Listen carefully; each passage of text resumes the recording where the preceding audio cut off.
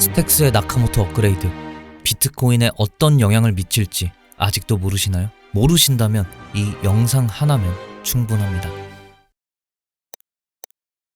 안녕하세요, 비투벤입니다. 어제 스택스의 나카모토 업그레이드가 진행되었습니다. 이번 나카모토 업그레이드는 개인적으로 스택스보다는 비트코인이 더 수혜를 많이 받을 것으로 보고 있습니다. 사람들이 스택스가 비트코인과 관련 있는 코인이다, 비트코인과 커플링되어 올라가는 코인이다, 이 정도로만 알지 정확히 서로 어떻게 상호작용을 하는지 모르시는 분들이 많더라고요. 그래서 오늘은 스택스의 나카모토 업그레이드가 비트코인에 어떤 긍정적인 영향을 미칠 수 있는지, 또 비트코인의 어떤 한계를 스택스가 채워줄 수 있는지, 그렇게 되면 비트코인은 어떻게 될 수 있는지 최대한 쉽고 빠르게 알아보겠습니다. 영상 본격적으로 시작하기 앞서 더 좋은 영상을 만들기 위한 힘을 받고 싶습니다. 그 힘은 구독과 좋아요 한 번씩만 눌러주시면 됩니다. 다 눌러주셨을 거라 믿고 이제 본격적으로 나카모토 업그레이드에 대해 설명드리겠습니다. 먼저 비트코인의 첫 번째 문제는 스마트 계약 기능이 부족하다는 점입니다. 스마트 계약이란 조건이 충족되면 자동으로 실행되는 프로그램으로 다양한 탈중앙화 애플리케이션을 구동하는데 필수적인 요소입니다. 하지만 비트코인은 설계상 이런 복잡한 기능을 기본적으로 지원하지 않기 때문에 블록체인을 활용한 혁신적인 애플리케이션 개발에 제약이 있었습니다. 예를 들어 이더리움은 스마트 계약 기능 덕분에 다양한 디파이 애플리케이션과 NFT 마켓플레이스를 구축할 수 있었습니다. 대표적으로 탈중앙화 대출 플랫폼에는 메이커다오, NFT 마켓플레이스에는 오픈시가 있죠. 반면 비트코인은 이러한 기능을 지원하지 않아 디파이와 NFT 같은 혁신적인 시장까지 파일을 넓히지 못하고 크게 뒤처졌다는 평가를 받았죠. 쉽게 말씀드리면 보통 대기업은 기존 상품에 더해 보험, 금융, 자동차 등 많은 상품들을 개발하고 접근성을 쉽게 만드는데 그걸 하지 못했기 때문에 비트코인은 대중성이 떨어질 수밖에 없었던 거죠. 여기서 스택스의 나카모토 업그레이드가 비트코인의 뛰어난 보안을 바탕으로 스마트 계약과 탈중앙화 애플리케이션을 실행할 수 있는 플랫폼을 제공합니다. 나카모토 업그레이드를 통해 이러한 기능이 더욱 강화되어 비트코인 네트워크에서도 다양한 스마트 계약과 애플리케이션을 구동할 수 있게 됩니다. 결과적으로 비트코인의 활용도가 크게 확장되고 수요가 증가하게 된다는 것이죠. 두 번째 문제는 확장성 문제입니다. 비트코인 네트워크는 초당 처리할 수 있는 트랜잭션 수가 제한적입니다. 쉽게 말씀드리면 네트워크가 혼잡해질 경우 트랜잭션 수수료, 송금하는 데 필요한 수수료가 급증하고 처리 속도가 느려지는 문제가 발생합니다. 이렇게 수수료가 급증하고 처리 속도가 느려지게 된다면 적은 수수료로 빠르게 송금이 가능한 장점이 있는 가상자산 입출금 시스템에서 비트코인을 선택하지 않게 되겠죠. 예를 들어 실제 사례로 2017년 말 비트코인 가격이 급등했을 때 네트워크는 과부하 상태에 빠졌고 트랜잭션 수수료, 송금하는 데 보내는 수수료가 $50 이상으로 급등한 적이 있었습니다. 이로 인해 소액 거래를 하려는 사용자들이 비트코인을 사용하는 것을 꺼리게 되었고, 또 처리 속도가 느리니까 결제가 오래 걸려서 결제 수단으로서의 비트코인 활용도가 떨어지게 되었습니다. 트랜잭션 수수료가 급등했을 때 실제로 소매 업체들이 비트코인을 결제 수단으로 사용하는 것을 포기하는 사례가 발생했습니다. 스타벅스와 같은 대형 소매 업체들이 비트코인 결제를 수용하려는 시도를 중단하거나 연기한 것도 이러한 비용 문제와 처리 속도에 관련이 있었죠. 나카모토 업그레이드를 통해 스택스 네트워크는 비트코인 블록체인의 확장성 문제를 해결하는 데 기여할 수 있습니다. 스택스에서 실행되는 스마트 계약과 탈중앙화 앱은 비트코인의 메인 체인에 직접적인 부담을 주지 않으면서 트랜잭션을 처리할 수 있게 합니다. 이를 통해 비트코인 네트워크의 혼잡도를 줄이고 보다 원활한 트랜잭션 처리를 가능하게 해서 수수료도 저렴해지고 비트코인이 결제 수단으로서 사람들과 많은 기업들에게 선택될 수 있게끔 많은 도움이 될 것입니다.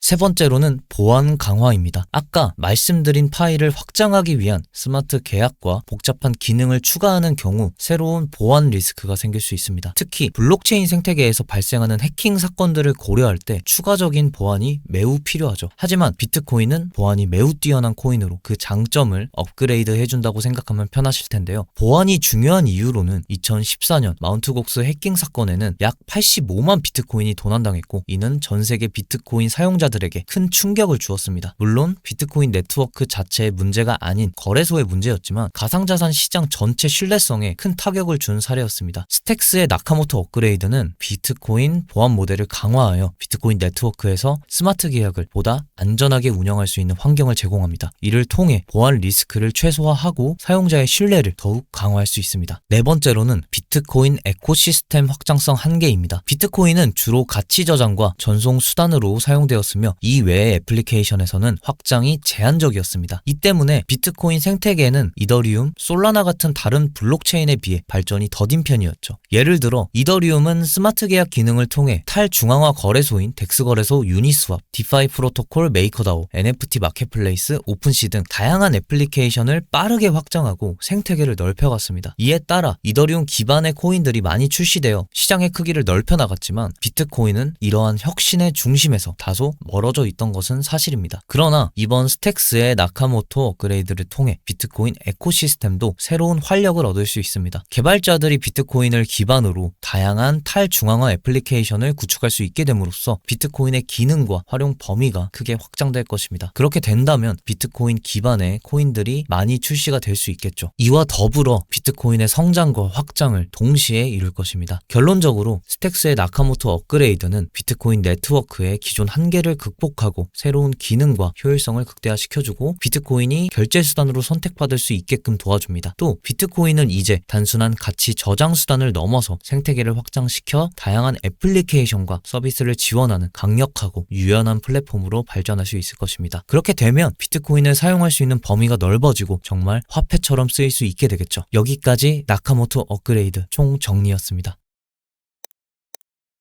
어제 GDP 발표가 있었습니다. GDP 발표는 예상치보다 상회에 주었고 실업수당 청구 건수는 예상치보다 하회에 주었습니다. 이는 고용시장의 안정과 경제가 계속 성장하고 있다는 걸 시사해 주었고 경기 침체에 대한 우려를 식혀주었습니다. 또 지금 현재 공포탐욕 지수는 크게 줄어들었다가 오늘 소폭 상승한 걸 확인하실 수 있는데요. 여전히 공포 단계에 위치해 있습니다. 공포 단계에 위치했다는 건 매수 기회라는 걸 의미하죠. 최근 비트코인의 하락의 원인으로는 고래들의 매도가 있었습니다.